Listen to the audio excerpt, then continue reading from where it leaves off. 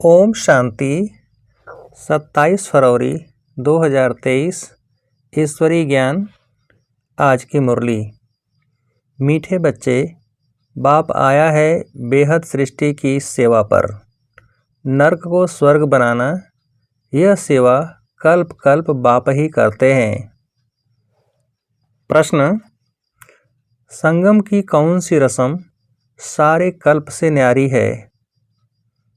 उत्तर: सारे कल्प में बच्चे बाप को नमस्ते करते हैं, लेकिन संगम पर बाप बच्चों को नमस्ते करते हैं। बाप कहते हैं, मैं तुम सिकीलधे बच्चों की सेवा पर उपस्थित हुआ हूँ, तो तुम बच्चे बड़े ठहरे ना।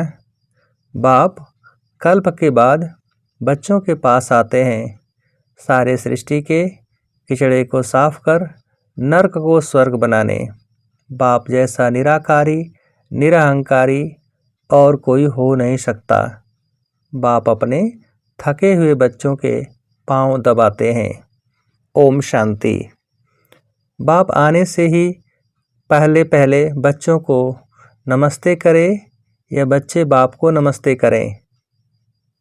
बच्चे बाप को नमस्ते करें? नहीं, पहले बाप को नमस्ते करना पड़े। संगम युग की रस्म रिवाज ही सबसे न्यारी है। बाप खुद कहते हैं, मैं तुम सबका बाप तुम्हारी सर्विस में आकर उपस्थित हुआ हूँ, तो ज़रूर बच्चे बड़े ठहरे ना। दुनिया में तो बच्चे बाप को नमस्ते करते हैं, यहाँ बाप नमस्ते करते हैं बच्चों को। गाया भी हुआ है निराकारी, निरहंकारी, तो वह भी दिखलाना पड़े ना। वह तो सन्यासियों के चरणों में झुकते हैं, चरणों को चूमते हैं, समझते कुछ भी नहीं। बाप आते ही हैं बच्चों से मिलने। कल्प के बाद बहुत सिकीलधे बच्चे हैं, इसलिए कहते हैं, मीठे बच्चे थके हो। द्रौपदी के भी पांव दबाए हैं ना, तो सर्वेंट हुआ ना। वंदे मातरम किसने उच्चारा है? बाप ने। बच्चे समझते हैं बाप आया हुआ है सारी सृष्टि की बेहद सेवा पर। सृष्टि पर कितना कचड़ा है, यह है ही नर्क, तो बाप को आना पड़ता है। नर्क को स्वर्ग बनाने बहुत उकीर यानी प्यार उमंग से आते हैं। जानते हैं मुझे बच्चों की सेवा में आना है, कल्प कल्प सेवा पर उपस्थित होना है।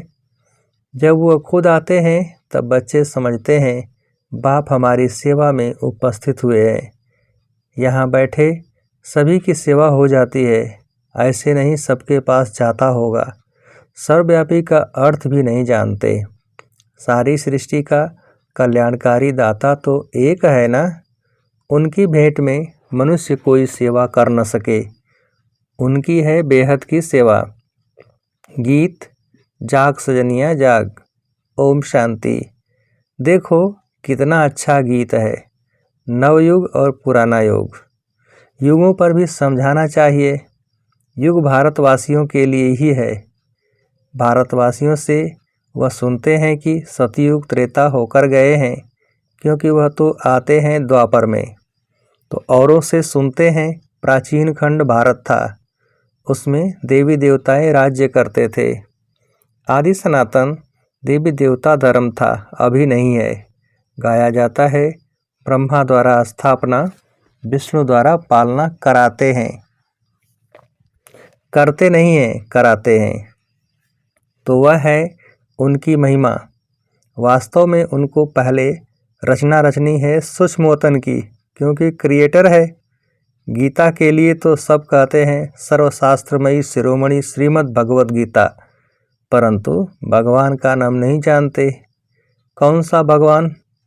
व्यास आदि शास्त्र बनाने वालों ने श्री कृष्ण का नाम डाल दिया है। गीता तो देवी देवता धर्म की माई बाप है, बाकी सब बाद में आए। तो यह हुई प्राचीन। अच्छा, भगवान ने गीता कब सुनाई? जरूर सभी धर्म होने चाहिए। सभी धर्मों के लिए वास्तव में एक गीता है मुख्य। सब धर्म वालों को मानना चाहिए, परंतु मानते कहाँ हैं? मुसलमान, क्रिश्चियन आदि बड़े कट्टर हैं। वो अपने धर्मशास्त्र को ही मानते हैं। जब मालूम पड़ता है कि गीता प्राचीन है तब मंगाते हैं, परंतु यह तो जानते नहीं कि भगवान ने गीता कब सुनाई। चिन्मयानंद कहते हैं 3500 वर्ष बिफोर क्राइस्ट गीता के भगवान ने गीता सुनाई। अब 3500 वर्ष पहले तो यह धर्म थे ही नहीं, फिर सभी धर्मों का वह शास्त्र कैसे हो सकता। इस समय तो सभी धर्म हैं। सभी धर्मों की गीता द्वारा सद्गति करने बाप आया हुआ है। गीता बाप की उच्चारी हुई है, उसमें बाप के बदले बच्चे का नाम डाल मुश्किलात कर दी है। इससे सिद्ध नहीं होता कि शिवरात्रि कब मनाएं। शिव जयंती और कृष्ण जयंती लगभग हो जाती, शिव जयंती समाप्त होती और कृष्ण का जन्म हो जाता। कभी भी श्री कृष्ण ज्ञान यज्ञ नहीं गाया जाता, रुद्र ज्ञान यज्ञ गाया जाता है। उनसे ही विनाश ज्वाला प्रज्वलित हुई। सो तो बरोबर देख रहे हो, आदि सनातन देवी देवता धर्म की फिर से स्थापना हो रही है। फिर और धर्म रहेंगे नहीं। कृष्ण भी तब आए जबकि सभी धर्म न हो। यह भी समझ की बात है ना। सतयुग में सूर्यवंशी देवी देवताओं का राज्य था, तो जरूर थोड़े मनुष्य होंगे, बाकी सब आत्माएं मुक्ति धाम में रहती हैं। भगवान से तो सबको मिलना होता है ना। बाप को सलाम तो करेंगे ना। बाप भी फिर से आकर सलाम करते हैं बच्चों को, बच्चे फिर बाप को करते हैं। इस समय बाप चैतन्य में आया हुआ है, फिर वहाँ सभी आत्माएं बाप से मिलेंगी जरूर। सबको भगवान से मिलना जरूर है। कहाँ मिले? यहाँ तो मिल न सके, क्योंकि कोटों में कोई में भी कोई ही आएंगे। तो सब भक्त कब और कहाँ मिलेंगे? जहाँ से भगवान से बिछुड़े हैं वहाँ ही आकर मिलेंगे। भगवान का निवास स्थान है ही परम धाम। बाप कहते हैं मैं सभी बच्चों को परम धाम ले जाता हूँ दुख से लिबरेट कर। यह काम उनका ही है। अभी तो देखो कितनी भाषाएं हैं। अगर संस्कृत भाषा शुरू करें तो इतने यह सब कैसे समझें। आजकल गीता संस्कृत में कंठ करा देते हैं। बहुत अच्छी गीता गाते हैं संस्कृत में। अब अहिल्याएँ, कुब्जाएँ, अबलाएँ संस्कृत कहाँ जानती। हिंदी भाषा तो कॉमन है, हिंदी का प्रचार जास्ती है। भगवान भी हिंदी में सुना रहे हैं। वह तो गीता के अध्याय बतलाते हैं, इनके अध्याय कैसे बना सकेंगे। यह तो शुरू से लेकर मुरली चलती रहती है। बाप को आना ही है पतित सृष्टि को पावन बनाने। हेवनली गॉड फादर तो जरूर स्वर्ग ही क्रिएट करेगा, नरक थोड़े ही रचेगा। नरक की स्थापना रावण करते हैं, स्वर्ग की स्थापना बाप करते। उनका राइट नाम शिव ही है। शिव अर्थात बिंदी, आत्मा ही बिंदी है ना।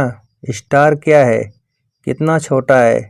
ऐसे थोड़ी ही आत्माएं ऊपर जाएंगी तो बड़ी हो जाएंगी। यह तो भ्रिकुटी के बीच में निशानी दिखाते हैं। कहते भी हैं भ्रिकुटी के बीच में चमकता है अजब सितारा। तो जरूर भ्रिकुटी में इतनी छोटी आत्मा ही रह सकेगी। तो जैसे आत्मा है वैसे परमात्मा। परंतु वंडर यह है जो हर एक इतनी छोटी आत्मा में सभी जन्मों का पाठ भरा हुआ है, जो कभी घिसता नहीं है, फॉर एवर चलता रहेगा। कितनी गुह्य बातें हैं। आगे कब यह बातें सुनाई थी क्या? आगे तो कहते थे लिंग रूप है, अंगुष्ठाकार है। पहले ही अगर यह बातें सुनाते तो तुम समझ नहीं सकते। अभी बुद्धि में बैठता है। स्टार तो सब कहेंगे, साक्षात्कार भी स्टार का होता है। तुमको साक्षात्कार किस चीज़ का कराए, किस चीज़ का चाहिए? नई दुनिया का। नई दुनिया स्वर्ग रचते हैं बाप, वही सबको भेज देंगे। खुद एक ही बार आते हैं। अब मनुष्य मांगते हैं शांति, क्योंकि सभी शांति में ही जाने वाले हैं। कहते हैं सुख कागविष्टा समान है। कहते हैं सुख कागविष्टा समान है। गीता में तो है राजयोग, जिससे राजाओं का राजा बनते हैं। जो कहते हैं सुख काग विष्ठा समान है, तो उनको राजाई कैसे मिले? यह तो प्रवृत्ति मार्ग की बात है। सन्यासी तो गीता को भी उठा न सके।